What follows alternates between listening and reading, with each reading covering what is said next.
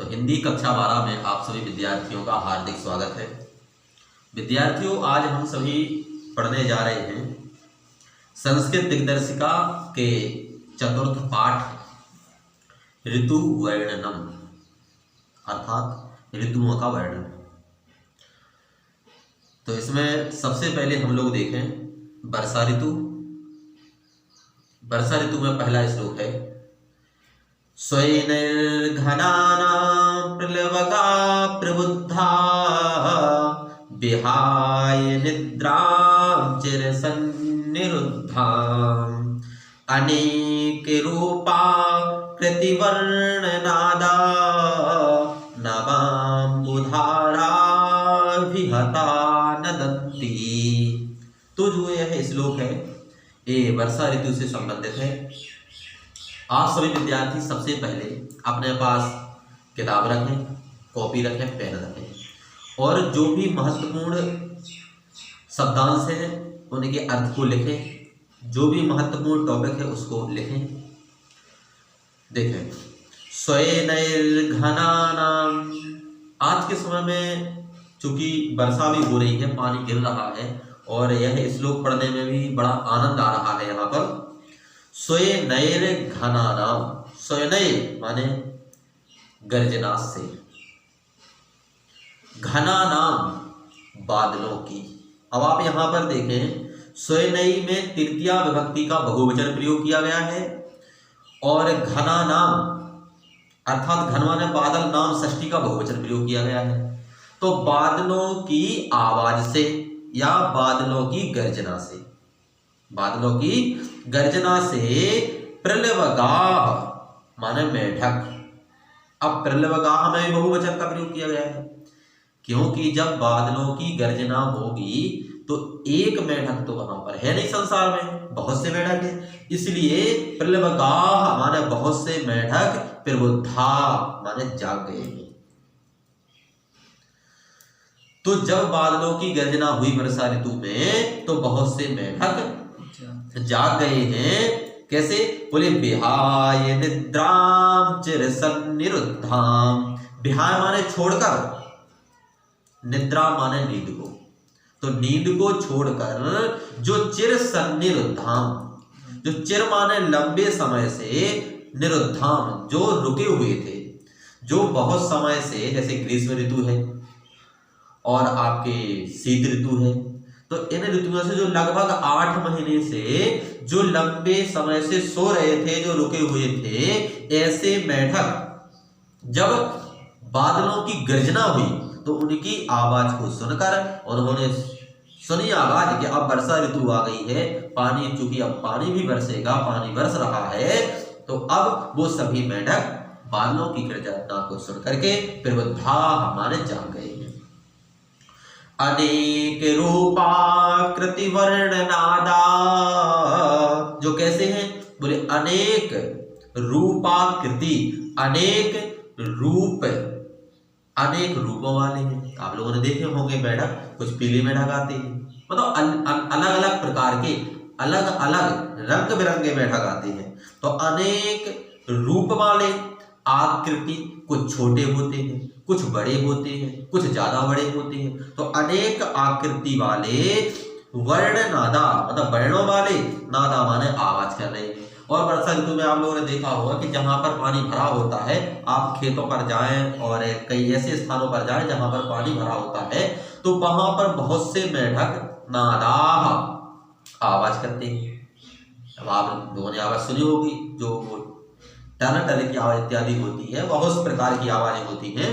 तो कहते हैं कि अनेक रूपाकृति वर्णनादा, अनेक आकृति रूप वाले आवाज कर रहे हैं।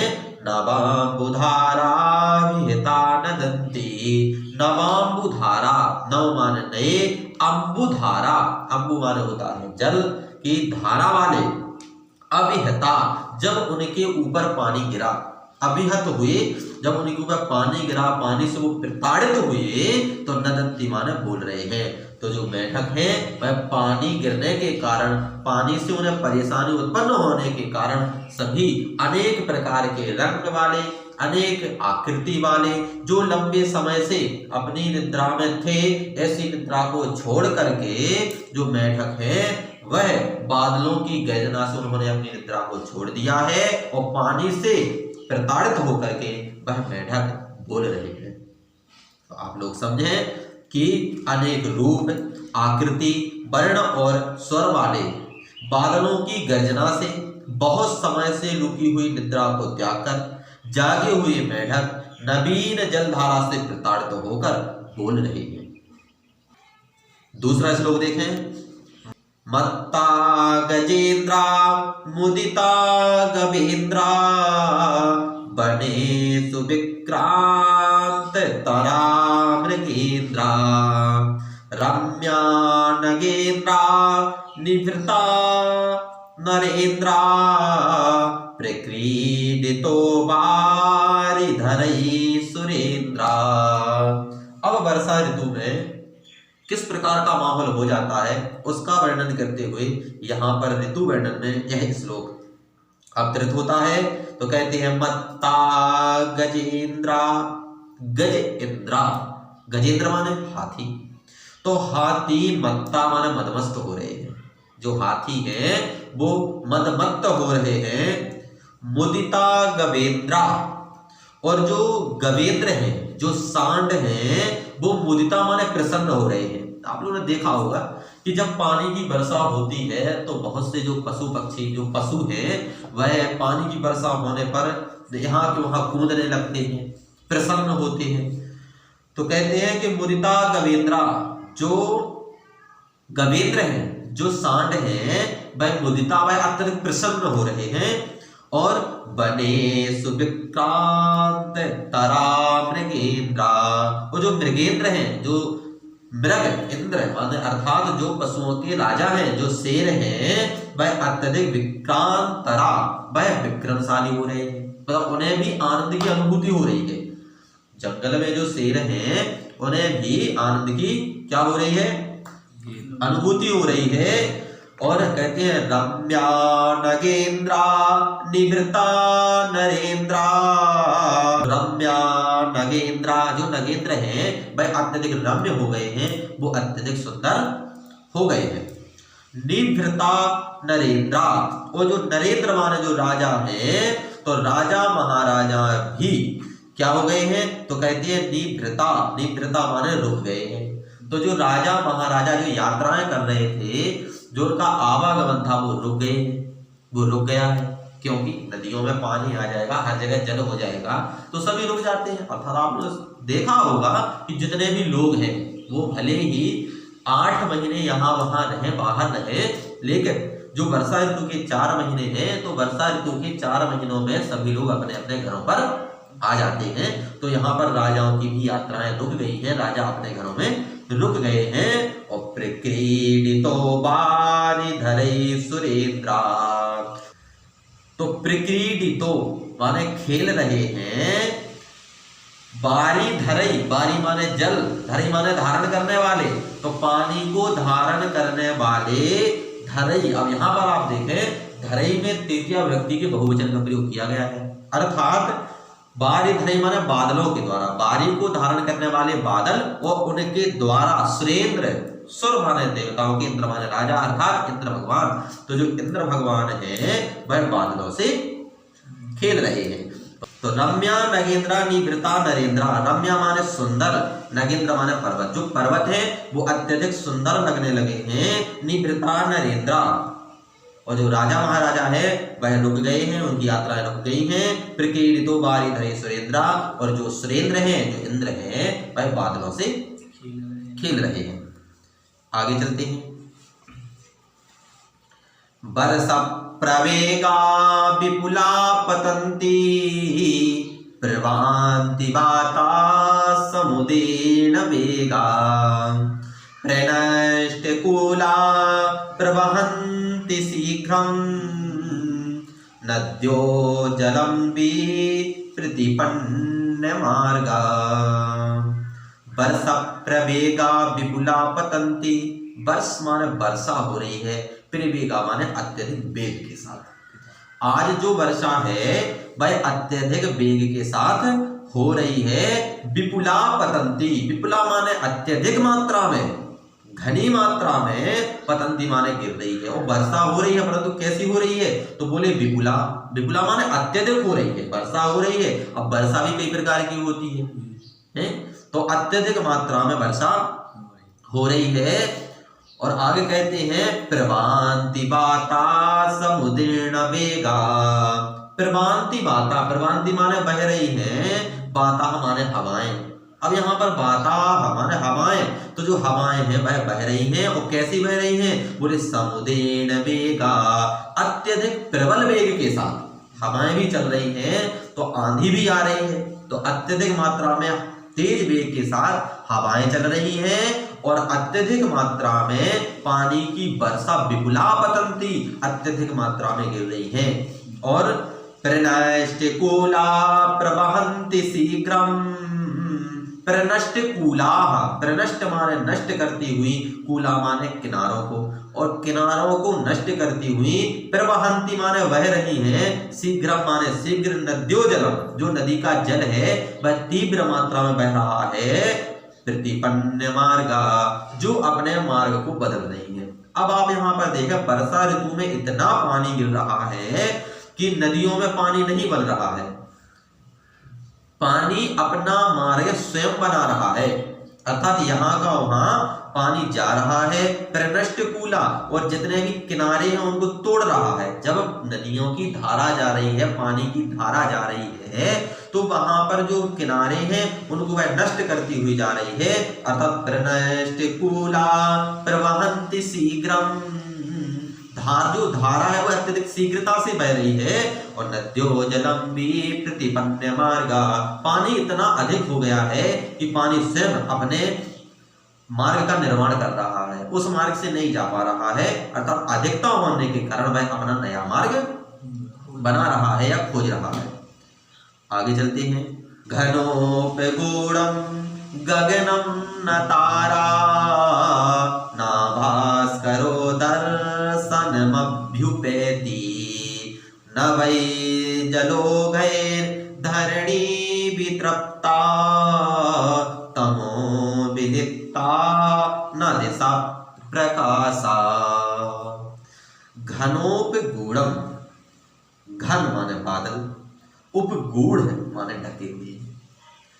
तो यहाँ पर बादलों के ढके होने के कारण, अर्थात जो बादल है वो अत्यधिक मात्रा में है। गगनम माने आकाश में, तो आकाश में बादल अत्यधिक मात्रा में छाए हुए हैं।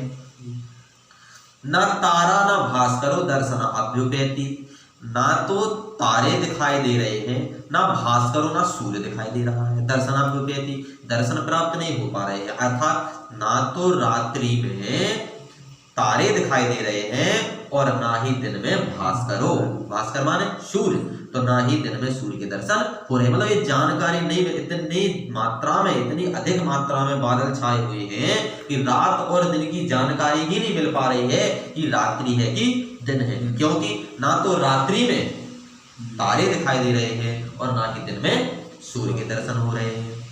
नवै जलोघै, नवै माने नए नए, जलोघै, जलोघै का मतलब होता है जल की अत्यधिक मात्रा, अर्थात जल की बाढ़। तो नए नए जल की बाढ़ के कारण धरणी भी तृप्ता, जो पृथ्वी है वह पूरी कैसी हो गई? तृप्त हो गई है। अर्थात पूरी पृथ्वी पर क्या हो गया है? पानी ही पानी हो गया है। और तमो विलिप्ता न दिशा प्रकाशा, तमो माने अंधकार, तो अंधकार विलिप्ता माने अंधकार से लिप्त हो गई है। न दिशा प्रकाशा, और कोई किसी भी दिशा की जानकारी नहीं मिल पा रही है कि कौन दिशा है। क्योंकि जब सूर्य के दर्शन नहीं होंगे तो हम समझ नहीं पाएंगे कि पूर्व कौन सी दिशा में है। जो लोग वहां रहते हैं वो तो जान जाएंगे, लेकिन यदि हम बाहर जाते हैं तो हमें ये जानकारी नहीं मिल पाती है कि सूर्य किस दिशा में, क्योंकि सूर्य के दर्शन नहीं हो पा रहे हैं। अर्थात अंधकार से जो लिपि हुई जो दिशाएं हैं वह वहां पर उनका प्रकाश नहीं हो पा रहा है। तो कहते हैं घनोपगूढ़म गगनम न तारा और ना भास्करो दर्शनमभ्युपैति जल न वै जलो धरणी वितृप्ता तमो विलिप्ता न दिशा प्रकाशा। आगे चलते हैं। श्लोक नंबर 5।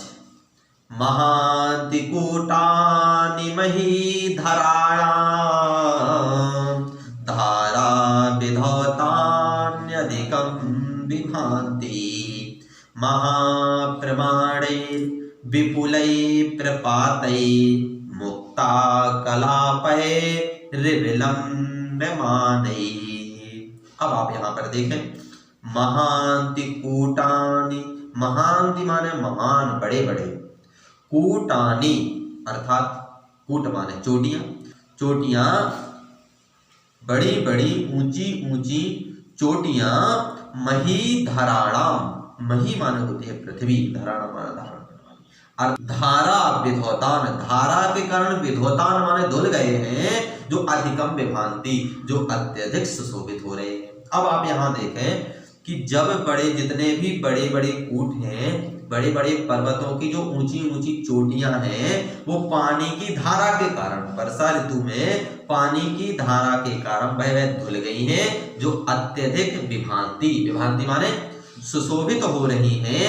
महाप्रमाणैर विपुलै प्रपातै, महाप्रमाणे अत्यधिक प्रमाण में, अत्यधिक प्रमाण में, विपुलै प्रपाते, विपुल माने विशाल, प्रपात माने होते हैं जो झरने होते हैं, तो जो झरने हैं तो अत्यधिक मात्रा में मुक्ता कलापैर्विलम्ब्यमानै, और वहां से मुक्ता कलापैरव, जिस प्रकार ऊपर से जो प्रपातों में जो जल गिर रहा है तो वह कैसा लग रहा है, तो बोले मुक्ता कलापै, मुक्ता माने मोतियों की, कलापै माने मालाओं की तरह, इव माने तरह, लंब माने लटक रहे हैं। अर्थात जब वर्षा ऋतु में जो ऊंची ऊंची चोटियां हैं वहां पर पानी गिर रहा है, जैसे ही वहां पर पानी गिर रहा है पर्वत वहां पर धुल गए हैं, जो अत्यधिक सुशोभित हो रहे हैं, और ऊंचे ऊंचे जल प्रपातों से, अत्यधिक मात्रा में ऊंचे ऊंचे जल प्रपातों से नीचे की ओर पानी गिर रहा है, तो ऐसे लग रहा है जैसे कि जल प्रपातों से मोतियों की मालाएं लटक रही हो, लंब माने लंबवत पड़ रही है, तो ऐसा लगता है जैसे वो लटक रही है, तो ऐसा लग रहा है जैसे कि मोतियों की माला लटक रही हो। जो तो इस प्रकार से आपका जो वर्षा ऋतु है यह आपका टॉपिक पूरा हुआ, और अगला जो आपका हेमंत ऋतु है इसको हम लोग अगली कक्षा में इसका अध्ययन करेंगे। धन्यवाद।